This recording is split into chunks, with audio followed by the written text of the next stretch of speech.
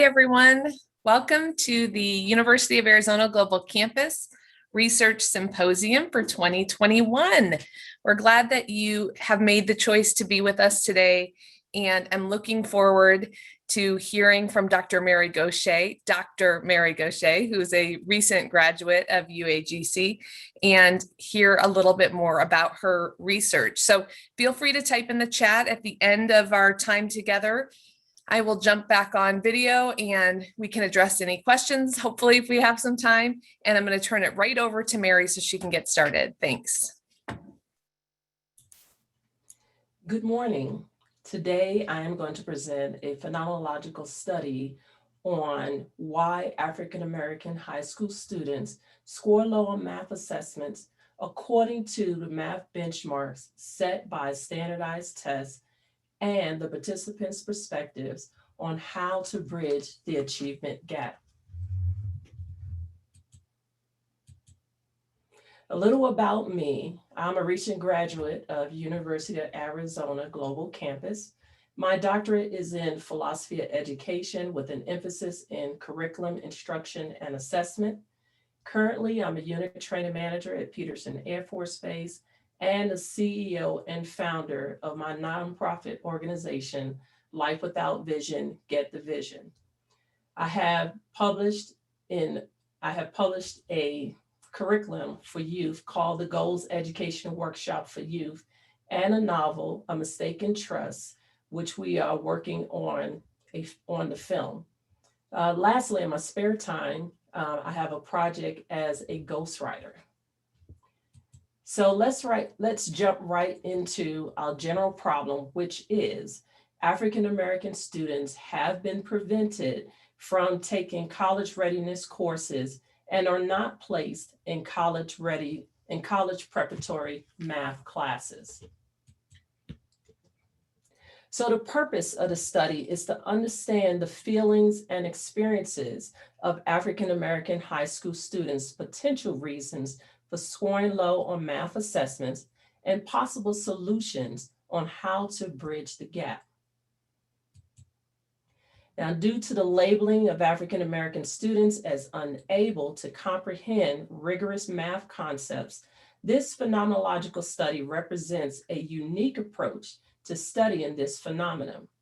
Given that no researchers have examined the reasoning for why African American high school students are struggling with geometry, scoring low on math assessments, and how to bridge the achievement gap in southeastern Colorado, this study serves as the first of its kind on an important body of work.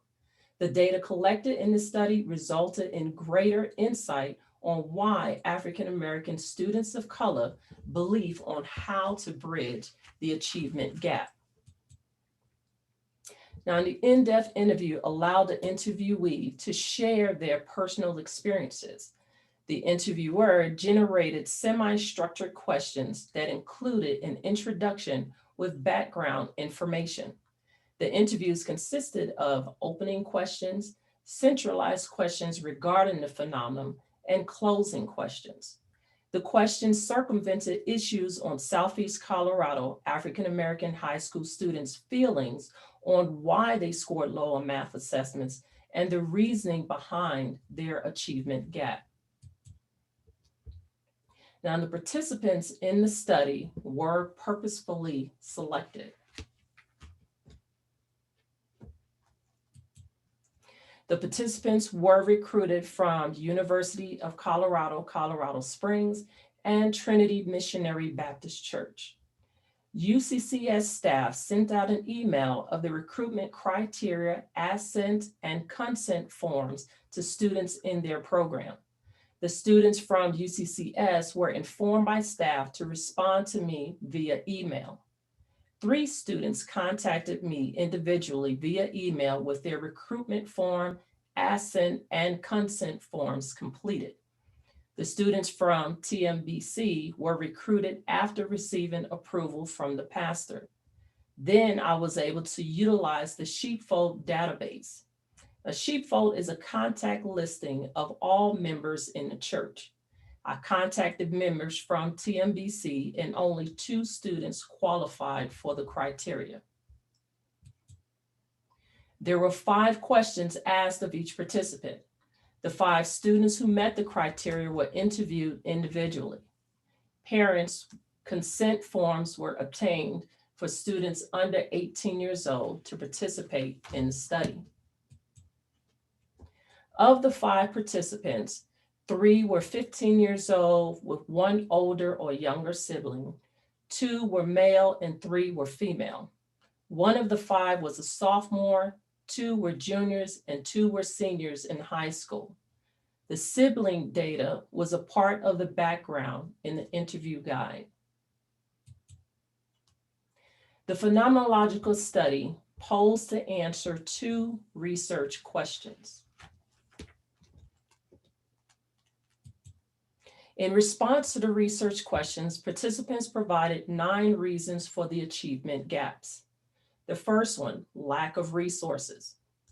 When schools have limited funding, it affects their ability to obtain full-time tutors, community funding, computers, internet, paper, pencils, and textbooks. Tutoring is not being offered to most African American students in low-income neighborhoods. Participants felt if they were provided the same number of resources as the high-income schools, the playing field would be balanced out. On the lack of opportunity, the participants believe the school system has given up on them. There should be more programs offered, such as educating children of color, the College Prep Academy, the College Experience, and the African American Youth Leadership Conference. Participant 2 noted, a good percentage of African American students are not exposed to advanced classes. There's no openings, no opportunities, no advanced classes to improve scores. This helps in their decisions to drop out and get into dangerous situations and participate in illegal activities. Many of my friends died because they lost hope. On the differences in learning, participants said everyone learns differently. Some need more time, explanation, and practice. They mentioned that they would like to receive alternative solutions to solving geometry problems. A couple of students indicated that they would like to see games added to geometry lessons for competitiveness and fun. On the teachers' belief in students, one participant said that teachers should look beyond the fact that a student has a low GPA. In essence, do not assess a student's capabilities solely on test scores. View them from a holistic approach. Do not look at the color of their skin and assume they do not know or cannot comprehend math concepts. Students' belief in teachers. Students need the confidence to believe that they can do the work. That confidence needs to be instilled by the teachers that nothing is impossible. They suggest that teachers have more patience and understanding because most African American students really want to learn. Participant 2 expands on this notion. Just be patient with the students. Students are trying to learn. They do not want to be closed off. They're going to require a lot more help. Under frustration, once students do not understand the material, they give up and stop trying. Participant 1 said, if you do not understand one thing, you will not understand another. Other participants said they do not ask questions because they do not want to be the odd person out in the class. Under lack of practice, students need more in-depth lessons and time to practice. As participant 3 noted, I feel like the practice should be spent on the things they do not understand. A lot of the homework and practice are the same things you already know. You only have half of the problems of the harder stuff. If you're constantly doing the same thing over and over, you tend to get sloppy at it, even if you know it well. With most of your time being spent doing the easy stuff, you might not have a good grasp of the harder stuff, as you could get by without doing it, which you cannot do that on a test. On the delivery of tests, Participants referenced changing the length, providing formulas, and varying lengths of difficulty. One student stated they do not like taking tests because they cause undue stress. Another interviewee preferred games for geometry assessments, as noted by participant 5, who indicated a preference for in-depth lessons. One of my teachers back in middle school had a really good thing. Whoever answers the question quicker, like a race, to answer the questions, like a game. And lastly, under students' fault, participants stated it is African American students' fault for not studying, procrastinating, commitment, and not asking questions. Participant 4 stated that sometimes it is our own fault because we procrastinate and we just do not work out like we should. 5 of the participants' reasons for African American high school students scoring low on geometry assessments agree with the research. Lack of resources and opportunity, different learning styles, frustration, test delivery, and teacher's attitude. 3 of the participants' reasons was not found with other research studies: lack of practice, students' fault, and students' attitude. Now, there are 2 models and 3 theories recommended to use. This will be explained a little later in the presentation. Here, I would like to cover what each model in theory is, and then later talk about how it applies to bridging the achievement gap for African American high school students struggling in geometry, resulting in low math assessment scores. The first one, the adaptive model of instruction. It combines fundamentals of master learning, cooperative learning, and open education, tutoring, computer-assisted training, and comprehensive instruction. Under the critical thinking model, which requires application and analysis of clarifying information that is consistently logical and self-regulating. The trace theory has 2 types of memory, verbatim and gist. Verbatim memory recalls on events as it happened, while gist is reconstructively inferred. Both verbatim and gist memory are continuously developed from childhood to adulthood. A student may increase analysis of verbatim and gist memory over time. There is continual repetition in correlation with physical motor activity. The basis of Piaget's theory of cognitive development on students' learning is adaptation. The human mind formulates mental structures defined as schemas. The schemas are mental models that replicate what we know. These schemas may alter based on our experiences and maturity through methods known as assimilation and accommodation.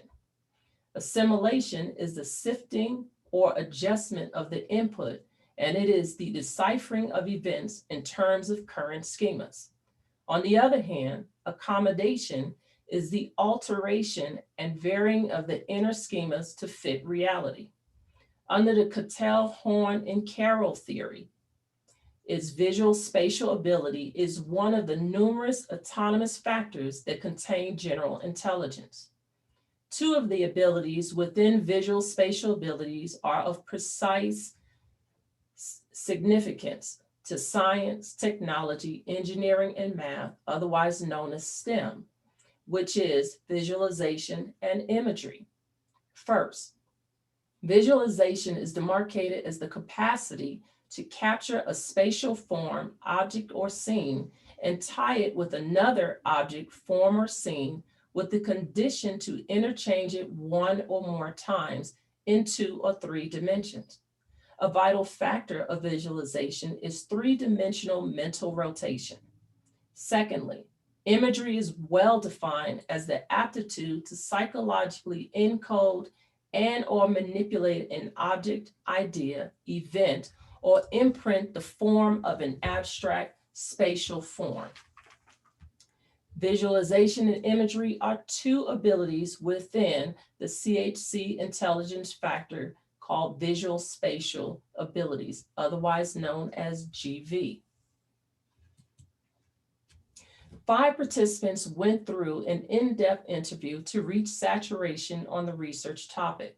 Now, although I proposed to collect data from 6 to 8 participants, COVID-19 restrictions prevented me from meeting my goal. Nonetheless, I was able to capture 5 participants' individual voices and perspectives to gain further insight into the research topic. I called 2 of the participants via cell phone to conduct the audio taped one-on-one interview. The other 3 participants, I emailed a Zoom meeting invitation. Now, although I could not see the 2 participants audio taped, I was able to capture the voice projections and pauses. Once all interviews were completed, I compared participant viewpoints for consistency. Here are a few of the interview guide questions. To ensure trustworthiness of the data, an audit was conducted for rich, thick descriptions. A codebook was established for similarities and differences. All participants were emailed the transcription for an opportunity to check if the interpretation was accurate. The 5 participants shared some similarities in their responses to the interview questions. All 5 participants had the same general viewpoint on the purpose of school. However, viewpoints on why students struggle, opinions about test delivery or length of tests was different. The participants also had various recommendations on how to improve geometry assessments. There were 14 themes. 9 were deductive codes and 5 were inductive codes. There are 7 tips participants provided to assist African American students geometry assessments. These include creating flashcards and acronyms for vocabulary words, participate in programs such as the College Experience, Educating Children of Color, the African American Youth Leadership Conference, and the College Prep Academy. Use different study techniques such as Khan Academy, College Board, YouTube, Quizlet, Kahoot, and online tutors. Break the math problem down into smaller parts, ask friends for help, and pay attention in class. Based on the results of this study, I conclude the curriculum I am designing, called Teaching Geometry Using Total Physical Response, is a possible solution to improve African American high school students' geometry scores. It uses aspects of adaptive model and critical thinking model, the trace theory, Paget's theory of cognitive development, and the Cattell, Horn, and Carroll theory.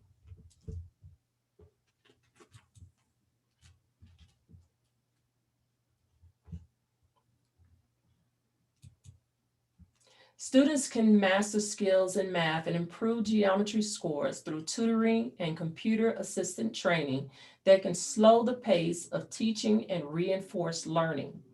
They will be able to critically think about the math problems by breaking them down into essential parts, balancing the playing field by varying forms of instruction, increasing numbers for full-time tutors, and expanding time for practice could reduce student frustration, anxiety, and attitudes about seeking math-related careers. Students can use what they remember from previous math courses to develop a basic understanding of geometry. They may apply that knowledge and analyze the new knowledge, then evaluate for applicability and create new forms of critical thinking. Students may use verbatim and gist memory to recall and reconstruct what was taught in class. Repetition of solving geometry problems with 3D shapes, triangles, and circles. The teacher can physically demonstrate the problem, The student mimics how the teacher constructed the problem, and as a class, they solve the math problem together. Students need a basic understanding of math. Students can make connections to new information. The Baguette theory of cognitive development is a hands-on approach that uses kinesthetic learning as a means to engage students' interest within math classrooms. Students' mindsets of assimilation and accommodation can alter their experiences with geometry assessments. The hands-on approach of using physical activities with signs and symbols could help with comprehension instead of boring lectures. Visualization for African American students to encode and manipulate objects, events, and ideas enables higher performance during geometry assessments. Visual spatial capacity to produce, recall, recover, and convert visual imageries are factors of general intelligence. In conclusion, there has been various studies on why African American high school students are scoring low on math assessments. However, the uniqueness of this study is due to insight gained from the students' perspectives. Participants were able to share their lived experiences and feelings about taking geometry assessments. This resulted in 14 common themes from the Codebook: purpose of school, math and career relationship, school day, students' lived experiences, low geometry scores, lack of resources, lack of opportunity, differences in learning, teachers' belief in students, frustration, changes in students' belief, lack of practice, delivery of tests, and students' fault. There were 9 reasons students are struggling: for lack of resources, lack of opportunity, differences in learning, teachers' belief in students, belief in teachers, frustration, lack of practice, delivery of tests, and students' fault. There are 7 tips on how to improve scores: creating flashcards and acronyms for vocabulary words, participate in programs such as the College Experience, educating children of color, the African American Youth Leadership Conference, and the College Prep Academy. Use different study techniques such as Khan Academy, College Board, YouTube, Quizlet, Kahoot, and online tutors. Break the math problem down into smaller parts, ask friends for help, and pay attention in class. And there was one recommendation on bridging the achievement gap using my curricula, teaching geometry using total physical response, which includes 2 models: the adaptive model of instruction and the critical thinking model, and 3 theories: the trace theory, Paget's theory of cognitive development, and the Cattell, Horn, and Carroll theory. Are there any questions? Hi, Mary. The chat's alive. People have lots of positive comments for you, affirmations. You did an amazing job at showcasing your research. And the part I think I loved, and I think other people it's resonating with, is just your heart for this topic, this group of students, and this challenge that they're facing. It's evident that you feel for them and want this to be solved, right? Like some sort of a solution. So I'm just going to go over a couple of the questions that were asked or comments. One person asked specifically about that you mentioned games and wondered if you had looked into the literature around gamification for teaching math in K-12. Actually, I have, and in fact, in developing this, I use a particular game, Simon Says, which everyone is very familiar with. And I've had an opportunity to actually do a little bit of piloting with this, and did it with some math teachers, a whole math department actually, and they even had fun with it. And so what we were able to do was, prime example, some common shapes are, we were able to act these out actually. So your right angle, right? So we can do a right angle like so, okay? a straight angle, which is 180 degrees. And so we do that. And so basically we took those, and the ones that they could not actually demonstrate physically, they draw it, right? So if I say Simon says, draw a pentagon, and you don't draw it correctly, guess what you do? You sit down.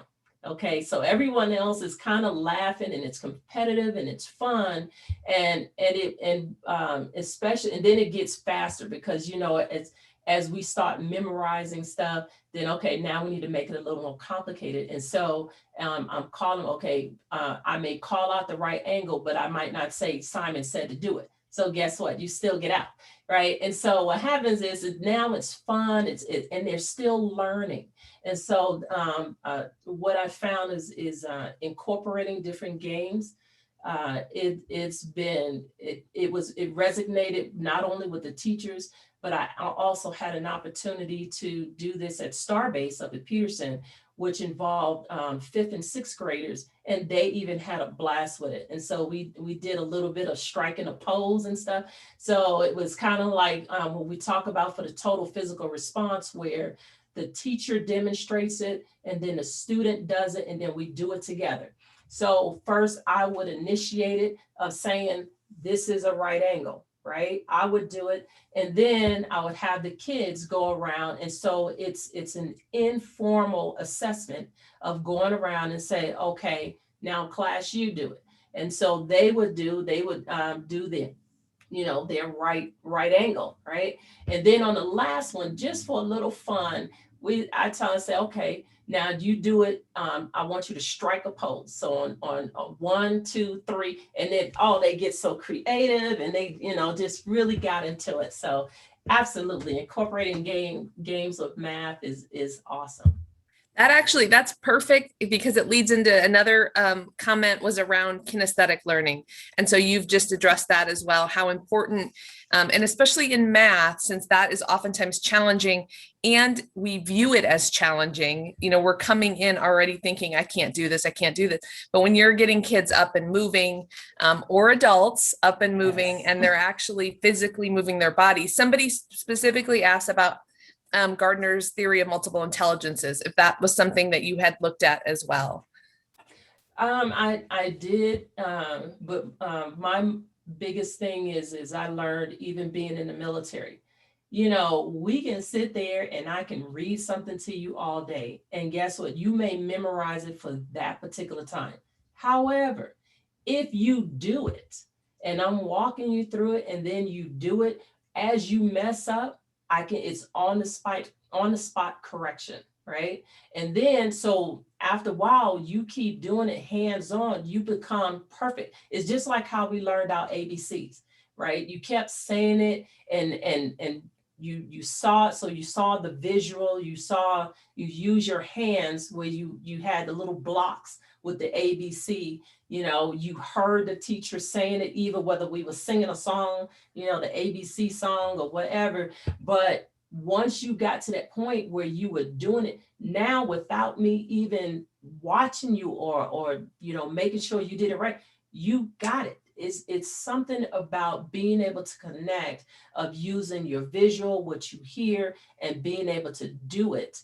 So, which is what kinesthetic is, the actual hands-on, I do it, you know, is where you actually learn the best. So, and that's been proven with not only with teaching, right? When they go and do internships, we can do theory and learn how to teach, but when they put you in that classroom with those kids or other adult learners, it's a whole different ballgame. Right. Thanks, Mary, for that. I'm going to try to get in this last question, and I know I didn't get to all of them, so I apologize for that. How can we have students become more disciplined? So the poor lack of discipline has unfortunately scared away math teachers, and oftentimes the teachers have been disrespected and opt to just not teach in highly populated African-American schools. Do you have thoughts on that? You know, this I love because of when I was teaching in the classrooms and stuff, I had some seasoned teachers in the beginning of my career that they would come and watch my class. And one of the things they would wonder is, well, man, like, how do you do that? Like, how do you get them to be quiet, right? And so the first thing is that the minute that they come in, right? Well, let's say this is my first day teaching them. The first thing I do is go through a math problem with them, right? And this math problem is I break down how much time do you actually have to teach a class, right? Per day, right? So let's just say it's 50 minutes, okay? So then I tell us, okay, when you come in the classroom, how long does it take you guys to sit down, right? So they said about 5 minutes or so. And in between that time, so now I'm down to what, 50 minutes of teaching you. Okay. So then I said, okay, the next thing, now by the time I take attendance, okay, and explain to you what we're going to be doing for the day, how much time have I lost? And so we go about 10 minutes roughly, right? So now we're down, we're on the countdown, right? So we're down to 40 minutes. And so I get them all the way down to the point where we're roughly about 20 minutes into. And so what I do with those ones is tell them, okay, when you go to the higher income schools, they actually utilize all of that time. Now I want you to multiply. If you only get 20 minutes times 5 days a week, you've lost so much time. You've lost 30 minutes. So you're already behind the power curve. So it's just initiating to them what they've already lost from point blank, because they hate to be the ones losing stuff, right? So, but then at the same time, token is with students, I hate busy work, and they do too.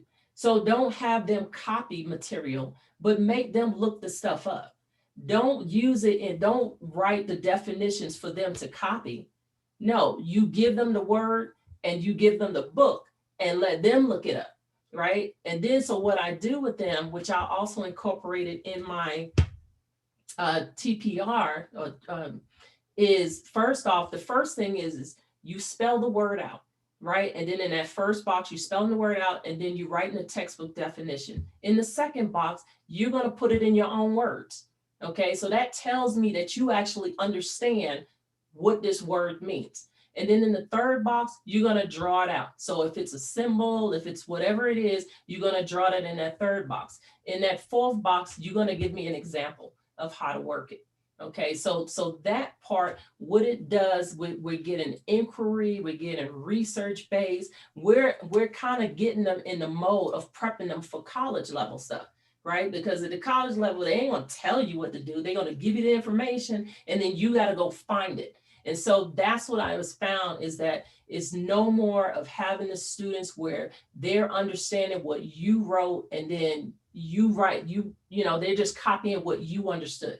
So you read the book, you read the textbook from the teacher's manual on what this is and what this lesson is about. But if you make the students go out there and do it, right? Then now they ain't got time to talk, and then you can't sit down with the students. You have to walk around the classroom and make sure they're not doodling or putting their head down or sneaking their phone and texting on the side. So all of those are just some of the little key things that I would use. And then that military stance, that kind of came into play. So that helped me quite a bit. Thank you, Dr. Goshay. Unfortunately, the music is playing us off. We are out of time. Appreciate your wisdom and your insight and your passion for your research. And thank you all for being here. Paul, any last announcements? That is it. Thank you so much. Thanks. Have a great day.